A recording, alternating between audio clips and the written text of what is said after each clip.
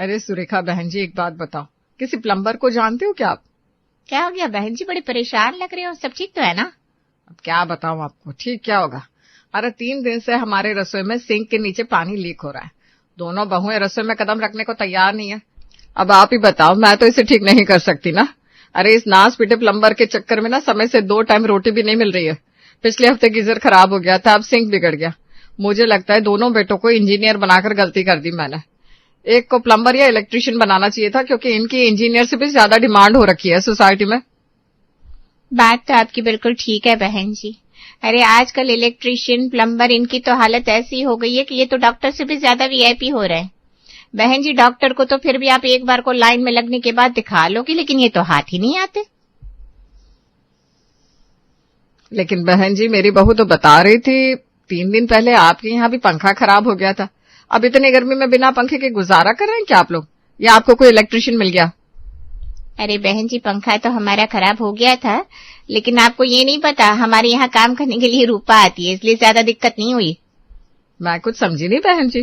रूपा आती है आपके यहाँ काम करने, तो उसका आदमी इलेक्ट्रिशियन का काम करता है क्या? अरे नहीं नहीं बहन जी, रूपा के होते हुए किसी और की जरूरत ही नहीं है।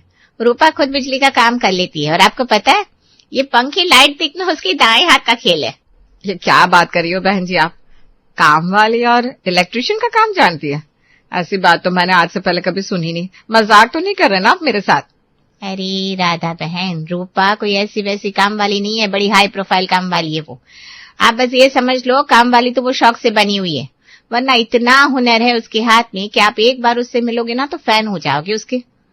भाई आज तक मैंने काम वालियों की बुराई करने वाले लोग तो बहुत देखे थे, लेकिन पहली बार किसी को देख रही हूँ जो अपनी काम वाली की इतनी तारीफ कर रहा है।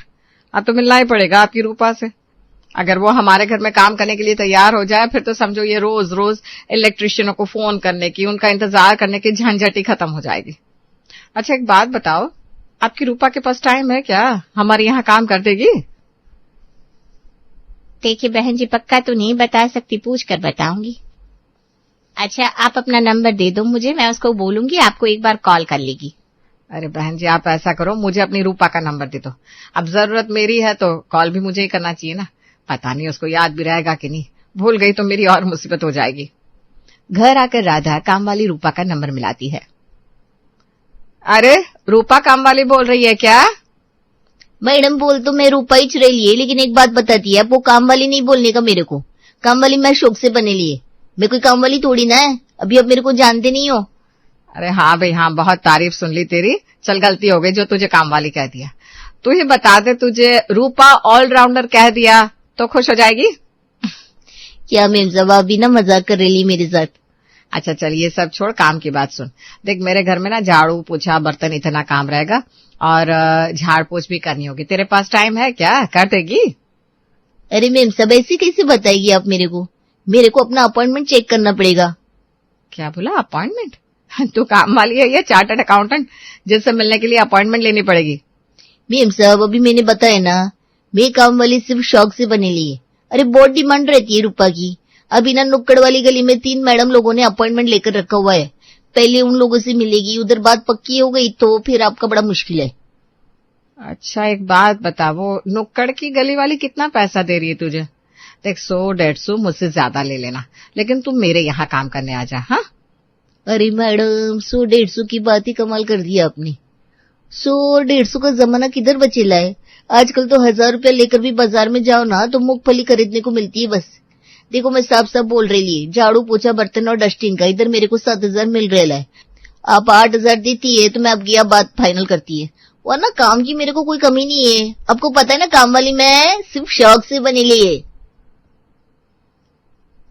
अरे कान खा लिया इसने, काम वाली शौक से बनी हूं क्या कह के। 8000 काम वाली के लिए कुछ ज्यादा नहीं है? इस समय राधा को कोई चारा नजर नहीं आ रहा था। एक तो पहले ही दोनों बहुएं काम छोड़कर हड़ताल पर बैठी हुई थी, जिसकी वजह से झाड़ू पोछा बर्तन खाना सब ऐसा कैसा पड़ा हुआ था। ऊपर से कभी प्लम्बर के नखरे, कभी इलेक्ट्रिशियन के, जिसकी वजह से राधा पहले से बहुत परेशान हो चुकी थी। इसलिए इस समय काम वाली रूपा को वो 8000 देने के लिए भी खुशी खुशी तैयार हो जाती है। अगले दिन, अरे बड़ी मेम साहब, ये क्या हाल बना के रखा है अपने घर का? ये आप लोगों का घर है कि कचरे का डिब्बा? इतने गंदे घर में कौन रहता है रे देवा? आपकी बहू ऐसे कचरे में रह लेती है क्या? मेम साहब थोड़ी सी लगाम कस के रखो, लगाम कुछ ज्यादा ही ढीली है आपकी। अरे तू काम वाली है या फैमिली काउंसलर? आते ही 3 की 5 करनी शुरू कर दी। और हम सास बहू के बीच का मामला है, वो हमारे साथ कैसे रहती है या हम उनके साथ कैसे रहते हैं, तुझे ज्यादा दिमाग चलाने की जरूरत नहीं है। काम करने आई है, अपने काम पर ध्यान लगा। ये लो। बड़ी मेम साहब लग रहा है कि आपने अपनी बहुओं को बताया नहीं कि रूपक काम वाली है जरूर, लेकिन अरे हाँ भाई हाँ, पता है हमें कि तू काम वाली शौक से बनी है। अब बार बार ना एक ही बात रिपीट कर करके मेरा दिमाग मत खराब कर। ऐसा कर, पहले बर्तन धो दे, 2 दिन से किचन में सड़ रहा है। माँ जी किचन में बर्तन इसलिए सड़ रहे क्योंकि आपने प्लम्बर बुलाकर किचन का सिंक ठीक नहीं करवाया, वरना आज से पहले इस घर के बर्तन ऐसे नहीं सड़ते थे। जहाँ हमारी गलती नहीं है वहां पर तो हमें दोष मत दीजिए। क्या बात हो गई ली, मेरे को बताओ क्या दिक्कत हो गई आपकी सिंक में? रूपा साड़ी को कमर में खोस के सिंक के पास जाती है और थोड़ी देर बाद ही राधा और उसकी दोनों बहुएं देखती है किचन का सिंक बराबर काम करने लगा। बस जरा सा कचरा फंसेला था, उसके लिए इतनी हाय तौबा कर रही थी। अरे भाई रूपा, कमाल कर दिया तूने तो। छोटे से काम के लिए 2 दिन से प्लम्बर को फोन लगा रही हूं मैं, लेकिन मजाल है जो वो नालायक देखने भी आया हो। कभी कभी तो मन करता है इनके खिलाफ FIR कर दो। इनके जैसे लोगों के चक्कर में ना आम आदमी बहुत सफर करता है। बड़ी मेम साहब उम्र हो गई ली आपकी, इतना गुस्सा नहीं करने का। किसी दिन ब्लड प्रेशर ज्यादा हो गया ना तो आप भी हाई हो जाएंगी। छोटे मोटे काम के लिए रूपा को बोल दिया करो ना, रूपा को सब आता है। अरे माँ जी कहाँ से ढूंढ लाए इसे? आपको पता है वो न्यू सिटी वाले प्लम्बर से मैंने बात की थी, 400 रुपया विजिट चार्ज बता रहा था और सर्विस चार्ज अलग से। ये सही है, हींग लगे ना फिटकरी, रंग चोखा का चोखा। अरे नहीं, रूपा को आता सब जरूर है, लेकिन रूपा कोई काम फ्री में नहीं करती। आपको एक बात बताओ, ये जो घर के सामान होते हैं ना, नल, टूटा हुआ पंखा, बल्ब, ये भी बुरा मान जाते। अगर किसी से हाथ लगवाओ ना तो उसे कुछ न कुछ देना जरूर चाहिए। अच्छा ऐसा करो, अपना घर का बात है, आप मेरे को 200 रुपया दे दो। अच्छा चल ठीक है, वो प्लम्बर आता तो 500 तो वो भी लेकर जाता, 200 इसे ही दे देंगे, क्या दिक्कत है। चल रूपा, अब सिंक तो ठीक हो गया, अब तू लग जा अपने काम में। वो तो ठीक है मेम साहब, लेकिन मैं एक बात बताना आपको भूल गई। मैंने आपको बोला था मेरे पास ना बहुत सारे क्लाइंट है, सबको टाइम देना पड़ता है। आपके यहाँ के काम के लिए मेरे पास सिर्फ 1.25 घंटा था, जिसमें से 30 मिनट आपका सिंक ठीक करने में निकल गया। अब झाड़ू पोछा कर देती है, बर्तन आप अपनी बहू से बोलकर करवा लेना। वैसे भी आपकी दोनों बहू बोल रही थी ना सिंक ठीक हो जाएगा, तो बर्तन तो चुटकी बजाते धो लेती है। तो मेम साहब एक काम करो ना, दोनों मिलकर चुटकी चुटकी बजा दो है। मैं फटाफट से निकलती है, वो 5 नंबर वाली मेम साहब ना मेरा वेट कर रही होगी। रूपा जितनी तेज तरार घर के कामों में थी, इतनी ही तेज उसकी जुबान भी थी। अपनी बातों की जलेबी में उसने ऐसा घुमाया कि तीनों सास बहू समझ ही नहीं पाई कि रूपा रानी बिना काम किए उन्हें कितने रुपए की चपत लगाकर निकल गई है। राधा के यहाँ से निकलने के बाद काम वाली रूपा सीधा 5 नंबर वाली कौशिक के यहाँ पहुंच जाती है। क्या बात है कौशिक मैडम, आज बहुत परेशान नजर आ रही है, सब ठीक तो है ना? अरे रूपा क्या ठीक होगा, तुझे पता है शाम को पार्टी में जाना है मुझे। इस पार्टी के लिए स्पेशल 10,000 की साड़ी खरीदी थी मैंने, और ये देख ऐसा ब्लाउज सिलकर दिया टेलर ने। अब तू ही बता, कंधे लटक रहे हैं ब्लाउज के, ऐसे कपड़े पहनकर पार्टी में जाऊंगी क्या? ये कौन सी बड़ी बात हो गई, टेलर के पास जाकर ठीक करवा लो, अभी करके दे देगा वो। अरे टेलर करके तब देगा ना जब उसकी शॉप खुली होगी। तुझे पता है ना आज बुधवार है, पूरे शहर में बंदी है, सिर्फ मेरा टेलर नहीं, कोई टेलर नहीं खुला है आज। अब तू ये बता, मूड खराब होने की बात है कि नहीं? अगर मैं बोलेगी अभी मूड खराब करने की बात नहीं है तो तू कहती रहे, तेरे कहने से क्या होता है, मुझे पता है ना मुझे कितना बुरा लग रहा है। मेरे होते हुए आपको बुरा लगने की जरूरत नहीं है। आप ऐसा करो, ये ब्लाउज मेरे को दे दो, मैं अभी करके देती है आपको। सिलाई मशीन है ना आपके पास? अरे तेरा काम झाड़ू पोछा मारना है, तू यहाँ कहाँ टेलरिंग के चक्कर में पड़ रही है। आपको पता नहीं है, आपके यहाँ काम करने से पहले मनीष मल्होत्रा की इधर काम किया है मैंने 5 साल। आप यकीन नहीं करेगी, उसका जो 2.5 लाख का लहंगा आप देखती है ना, उनमें से आधे लहंगे की कटिंग मेरे से ही करवाता था वो। बाद में अपना किसी छोटी सी बात पे लफड़ा हो गया तो मैंने भी गुस्से में काम छोड़ दिया। हाथ बहुत साफ है मेरा। क्या बात करी है, तुझे इतना काम आता है तो तू ये झाड़ू पोछा।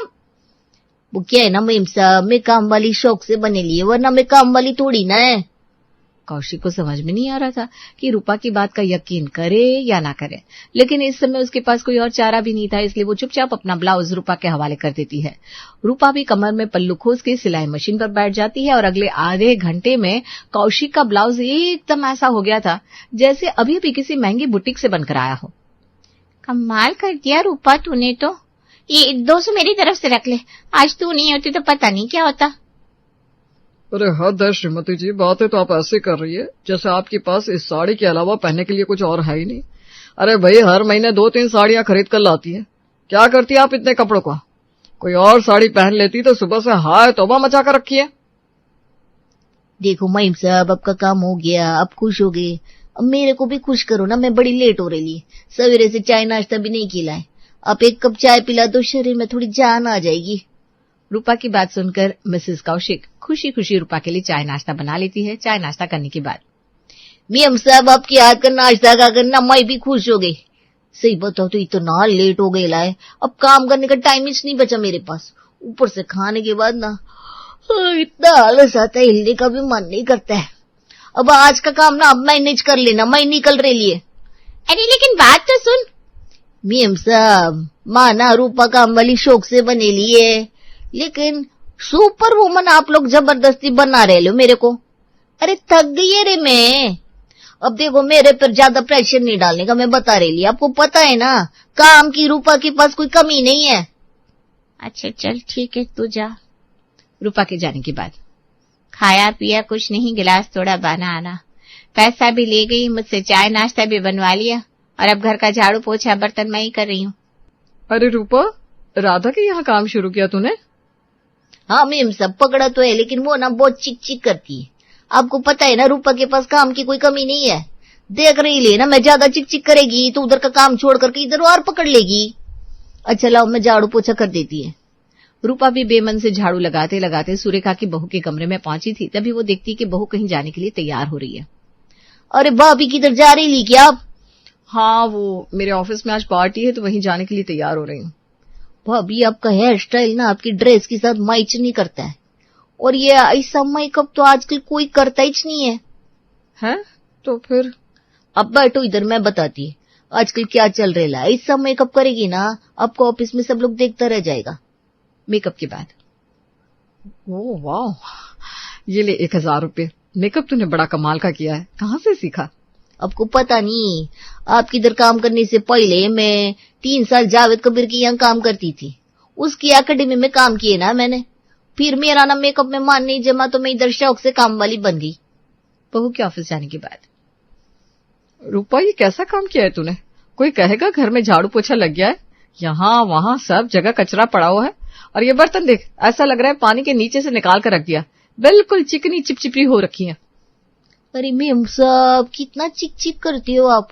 अपनी बहू से देखो कैसे खुशी खुशी 1000 देकर गई मेरे को, और एक आप पूरे महीने का 6000 देती है, उसमें भी रोज चिक चिक चिक चिक चिक। अब मैं बाकी की बात है ना कल करेगी आपसे, मेरा टर्म पहले से ओवर हो रखा है, अभी मेरे को दूसरी मैडम की इधर भी जाने का है। जैसे जैसे रूपा फेमस होती जा रही थी वैसे वैसे कमाई 2 गुनी 4 गुनी होती जा रही थी। किसी का पंखा ठीक कर देती, किसी की एसी की जालियां धो देती, किसी का मेकअप ठीक करती तो किसी के कपड़े की फिटिंग सुधार देती, और बदले में घर घर से मिल रहे 100-200 मिलाकर रोजाना वो 1000 रुपए के ऊपर की कमाई कर लेती थी। यहां तक तो ठीक था, लेकिन परेशानी की बात ये थी कि रूपा का मन अब घर के कामों में लगता नहीं था। वो किसी न किसी बहाने से भागने के चक्कर में लगी रहती। अरे मैडम, मैंने सुना आपकी वॉशिंग मशीन ठीक नहीं चल रही है। वॉशिंग मशीन में कंपनी में दिखा लूंगी, तो बढ़िया से झाड़ू पोछा बर्तन कर दे। और सुन, आज ना डस्टिंग भी करना, पूरे घर में इतनी धूल मिट्टी हो रखी है। अरे मैम सब क्या बात कर रही आप? अभी मेरे को ना याद आया, वो गुप्ता भाभी है ना, उनके यहाँ आज मेरे को मिक्सर ठीक करने को जाने का है, थोड़ा जल्दी जाना पड़ेगा। ये डस्टिंग आप ना कल करवा लेना। देख रूपा, तेरे रोज रोज के नाटक से मैं बहुत परेशान हो गई हूँ, तो ऐसा कर अपना महीने का हिसाब कर लेना, मैं अभी शांति से काम करवा लूंगी। अब मेरे को काम से हटा रही, आपको पता है ना कितनी टैलेंटेड है मैं। हाँ मुझे पता है तू कितनी टैलेंटेड है, तभी तो महीने के 25 दिन घर का काम मुझे ही करना पड़ रहा है। माना कि बाकी के 5 दिन तो हमारी मदद करती है, लेकिन मैं उसके लिए 8000 मुफ्त के नहीं दे सकती, तेरी मेरी नहीं चल पाएगी। कौशिक के काम से निकलने के बाद एक एक करके मोहल्ले के बाकी घरों में भी लोगों ने उसे हटाकर बाहर का रास्ता दिखा दिया, क्योंकि वाकई में रूपा की आदतों से पूरा मोहल्ला त्रस्त हो चुका था। ऊपर की कमाई करने के चक्कर में उसका ध्यान सिर्फ इधर उधर के कामों में रहता था और घर के काम, झाड़ू पोछा, बर्तन उन्हें करने के लिए वो रोज नए नए बहाने बनाया करती थी। सुरेखा मैडम, आप भी मेरे को काम से निकाल रही है। आपको पता है ना रूपा कितनी काम की चीज है। मैंने कितना हेल्प किया आप लोगों को और आप लोग मेरे को काम से निकाल दिए। इस शांति को तो मैं छोड़ेगी नहीं, मेरे सारे घर खा गई डायन। देख रूपा, तू ही सबको बोलती फिरती थी तेरे पास टैलेंट की कमी नहीं है, तो शौक से काम वाली बनी है। फिर रोती काहे को है, कोई और शौक पाल लेना। अरे वो तो मेरा तकिया कलाम है, वरना काम वाली बनना किसका शौक होता है। बस नाम कृष्णा है मेरा, किस्मत में ना गोपियां है ना राधा। 2 महीने से ऊपर कोई लड़की ऑफिस में टिकना ही नहीं चाहती, जो टिक जाती है उसे कोई और सेट कर लेता है। तू तो ऐसे बोल रहा है जैसे लड़की फ्री रहती तो तुझसे सेट हो ही जाती। हेलो तो बोल नहीं पाता किसी को। अरे सामने से बातें करना शुरू करेगा तब तो लड़की ओपन होगी। लड़कियां खुद शर्मिली होती है और तू उनके सामने और शर्मिला हो जाता है और उन्हें लगता है तू रूड बन रहा है। ऐसे में कोई और कौवा मिठाई लेकर उड़ी जाएगा ना। ऐसा थोड़ी ना होता है यार। आज सोचा था शिल्पा से बात करूंगा तो बॉस बता रहा है कि वो तो रिजाइन करके चली गई। क्या किस्मत है साला। बात नहीं करता भाई मैं, पर करूंगा तो लव मैरिज ही। अरे पर लड़की मिले तब ना। अगर भगवान ने नाम कृष्णा रखवाया है तो जरा हरकत भी बदल दे, जरा नटखट बन जा, अपने आप मामला सेट हो जाएगा। कृष्णा सुमित से बात कर रहा था, तभी उसकी माँ का फोन आता है। अपने बॉस से बोलकर तू आधे घंटे के लिए घर आ जा बेटा। सब ठीक तो है ना मम्मी? कहीं दादी, हे राम, कितना मन था उनका मेरी बीबी को देखने का। भागता हुआ कृष्णा अपने घर पहुंचता है, जहां हॉल में लड़की वाले बैठे थे। ये लीजिए, आ गया मेरा कृष्णा। आ बेटा बैठ यहाँ। फिर लड़की, ये मम्मी ने तो हाथ कर दिया, फिर लड़की वालों को बुला लिया। कैसे बात करूं अब? MBA है मेरा कृष्णा, बड़ी सी कंपनी में मैनेजर है, लोगों को काम सिखाता है। किस कंपनी में हो बेटा आप? वो अरे बता बेटा, क्या नाम है तेरी कंपनी का? वो क्या ना बहन जी, मुझे तो ये नाम वाम याद भी नहीं रहते। मुझे कभी ये घर के कामों से फुर्सत ही नहीं मिली कि कहीं और दिमाग लगाओ। पर बच्चों को सब कुछ आता है। मेरा सारा काम मेरा कृष्णा ही तो करता है। बाहर से सामान लाना, कुछ भी हो। बता बेटा, तू कैसे ऑनलाइन सामान मंगवाता है, बता तो। हेलो, मुझसे भी बात कर लो कृष्णा, कब से वेट कर रहे हैं हम तुम्हारे लिए। यहाँ प्रिया कृष्णा को हेलो बोलती है, वहाँ कृष्णा पानी पानी हो जाता है। अब मैं नाश्ता लेकर आता हूँ आप लोगों के लिए। ये आपका बेटा क्या बोल रहा है मनीषा जी? ये नाश्ता लाएगा हमारे लिए? कृष्णा, ये क्या बोल रहा है तू? लड़कियां लड़के वालों के लिए नाश्ता लेकर आती है, यहाँ तू लड़की वालों के लिए नाश्ता लेकर आएगा? और तू पहले ना कांपना बंद कर दे और आँख खोल कर देख, टेबल पर नाश्ता ला कर रख दिया है मैंने। कृष्णा इतना घबरा जाता है कि खुद के कमरे में जाकर बैठ जाता है और बाहर आता ही नहीं। ऐसे में कौन सा परिवार कृष्णा को हाँ करता। प्रिया कृष्णा का बहुत मजाक उड़ाती है और अपनी सारी सहेलियों को कृष्णा के बारे में बताती है। वैसे दीरा, वो कृष्णा कौन सी कंपनी में काम करता है? मुझे तो बंदा बड़ा इंटरेस्टिंग लग रहा है। कोई LBP कंपनी है, मैनेजर है उसमें। इस कंपनी में तो मैं कल इंटरव्यू देकर आई हूँ। अगर मेरी जॉब इस कंपनी में लगी फिर तो कृष्णा की बल्ले बल्ले समझ। वो कैसे? देख बहन, लड़का कम बोलने वाला और शर्मिलाई होना चाहिए ताकि तू उस पर चढ़कर रह सके। अगर लड़का ज़्यादा टेढ़ा रहेगा तो वो हमेशा तुम्हें डोमिनेट करेगा। अब तू बता, तुझे कौन सा लड़का चाहिए, जिसे तू डोमिनेट कर सके या जो तुझे डोमिनेट करे? दिमाग बड़ा तेज चलता है तेरा। शायद इसीलिए आज तक तेरे सारे रिलेशनशिप फेल हो गए, क्योंकि तू लड़कों को डोमिनेट करना चाहती है।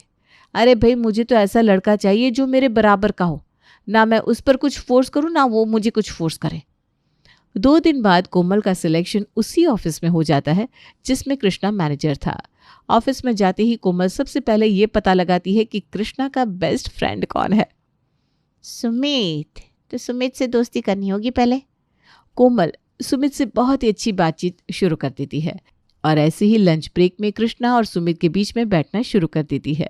अब धीरे धीरे कृष्णा भी कोमल से बात करना शुरू कर देता है।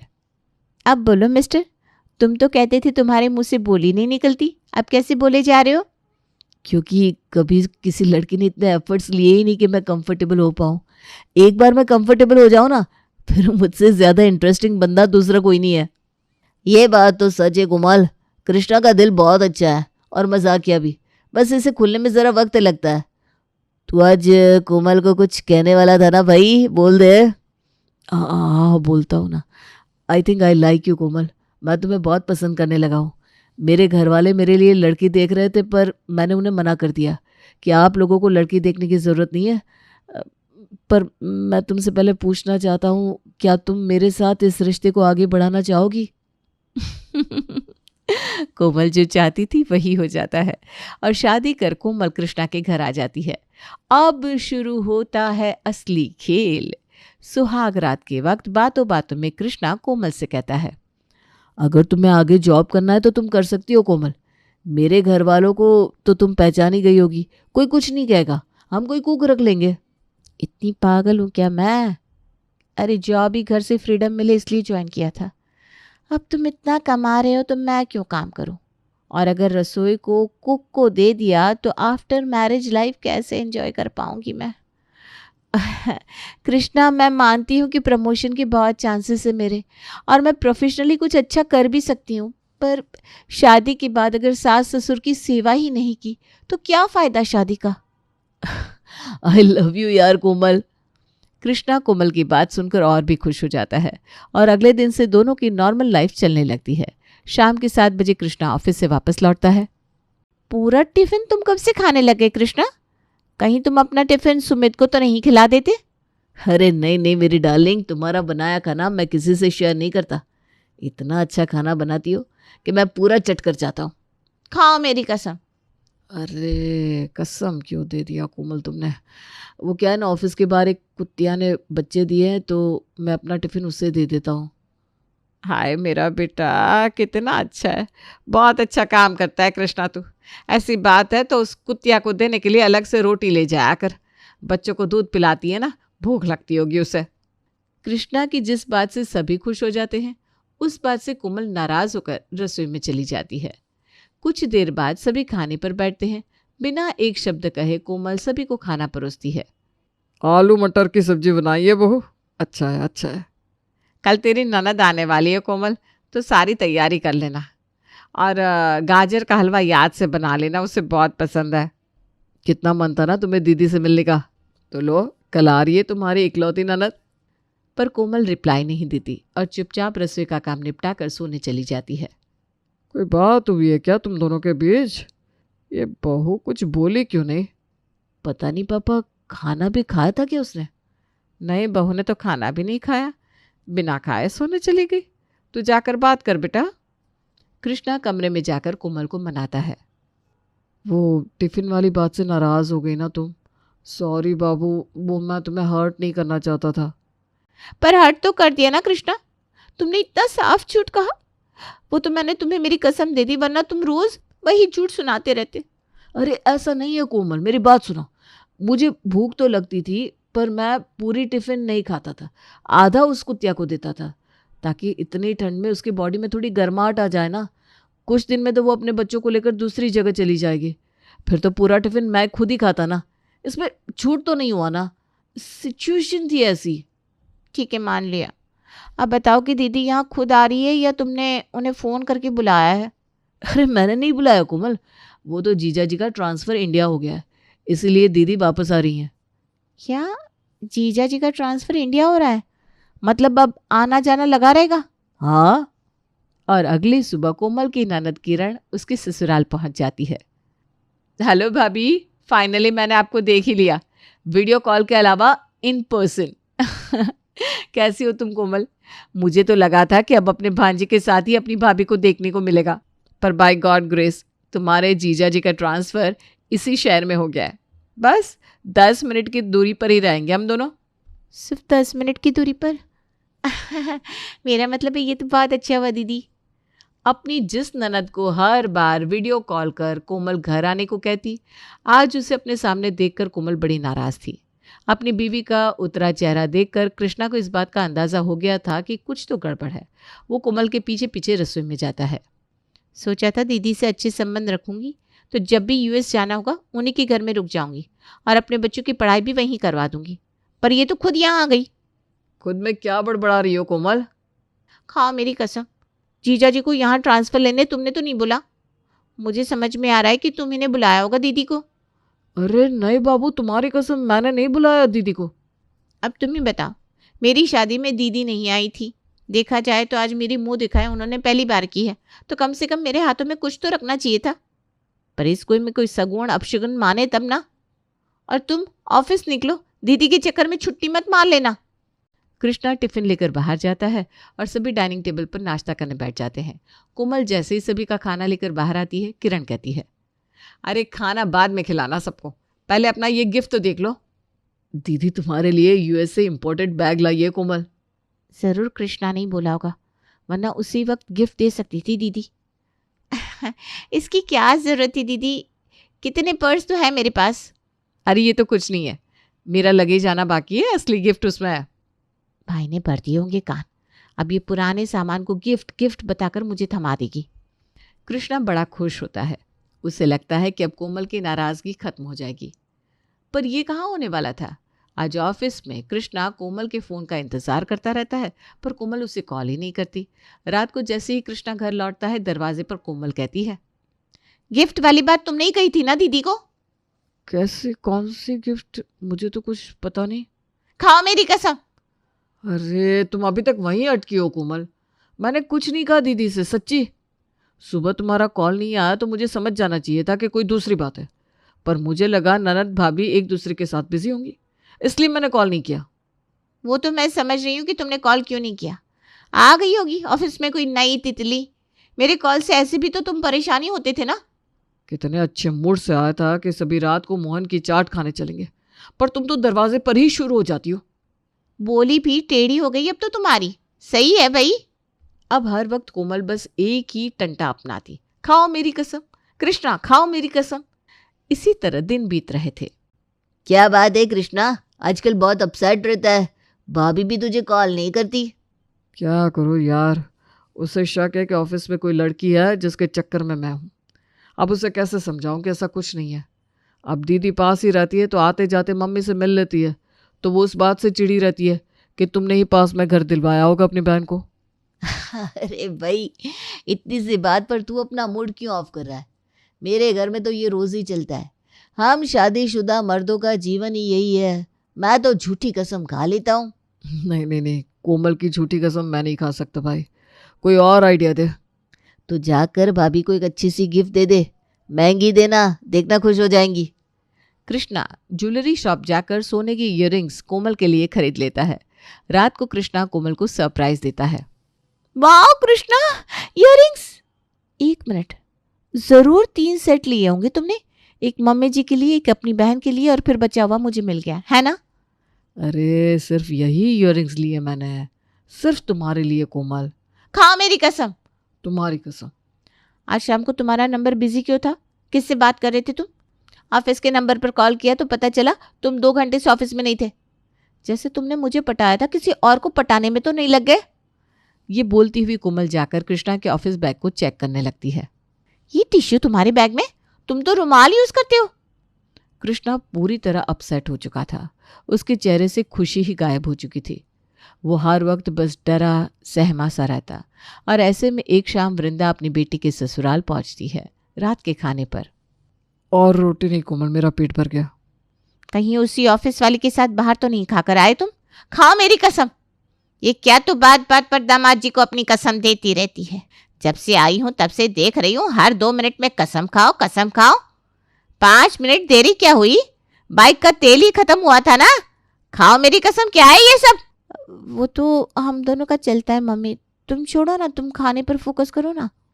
एक दिन में ही वृंदा समझ जाती है कि कैसे कोमल ओवर पॉसेसिव होकर कृष्णा को स्ट्रेस दे रही है, और इस पर एक अच्छी माँ की तरह वृंदा मनीषा से बात करती है। आप सास लगती है कोमल की, डांटती क्यों नहीं है उसे? बच्ची का मन नहीं तो खाना चाहती मैं समधन जी। ऐसे ही वो अपने दिमाग में कुछ न कुछ सोचकर खुद ही उदास रहती है। मुझे लगा दोनों आपस में समझ लेंगे, पर यहाँ तो सब कुछ उल्टा ही हो गया। कोमल की हरकतें बढ़ती ही गई। ठीक है, मैं समझ सकती हूँ कि क्यों आपने कोमल को कुछ नहीं कहा, पर आप मुझे तो बता सकती थी, एक उल्टे हाथ के लगा देती, होश ठिकाने आ जाती इस लड़की के। पर कोई बात नहीं, अब मैं आ गई हूं ना, देखिए कैसे लाइन पर लाती हूँ। वृंदा सबसे पहले अपने दामाद के पास जाती है और उसे एक ताबीज देती है। ये लीजिए बेटा जी, इस ताबीज को अपनी कलाई पर बांध लीजिए। इसे बांधने के बाद किसी की भी दी हुई कसम आपको नहीं लगेगी। क्या सच में मम्मी जी? थैंक गॉड, आपने तो मेरे सर का बोझ ही हल्का कर दिया। मैं सांस तक नहीं ले पा रहा था। सब कुछ याद रखना पड़ता था कि कहीं कोमल को कुछ बताते वक्त गलती हो गई और उसकी झूठी कसम खा ली मैंने और उसे कुछ हो गया तो। मेरे इस डर को देखकर अब बॉस भी ना हर काम के लिए मुझे कोमल की कसम दे देकर काम करवाने लगे थे। झूठा ताबीज देकर वृंदा अपने दामाद का मन हल्का कर देती है। अब बारी थी कोमल को लाइन पर लाने की। अगली सुबह जैसे ही कोमल अपनी माँ के प्लेट में पराठे रखती है, उसकी माँ कहती है, सब्जी काटने के बाद धोकर ही आटा लगाया था ना तूने? हाँ मम्मी। तेरी हरकत जानती हूँ मैं, खा कसम मेरी। अरे इतनी छोटी सी बात में कसम, हाथ नहीं धोया था मैंने। तुझे पता है ना, गंदगी से बना हुआ खाना मेरे गले से नहीं उतरता। सब्जी कैसे सड़क पर पड़ी रहती है, कितने इन्फेक्शन हो सकते हैं बिना धोया हुआ खाना खाकर। और कैसे सब्जी धोती है तू, देखा है मैंने। इसीलिए तो चाय और पराठे खाने बैठी थी, पर यह भी नसीब नहीं होने दिया तूने, और उसी हाथ से रोटी बना दी। अब जा और अच्छे से हाथ धोकर फिर से रोटियां बना कर ला। कोमल फिर से रसोई में जाती है, हाथ धोती है, फिर से आटा लगाती है और पराठे बनाकर लाती है। ये आटा लगाते वक्त पानी तूने फिल्टर से ही लिया था ना बेटा? हाँ पापा जी, फिल्टर से लिया था।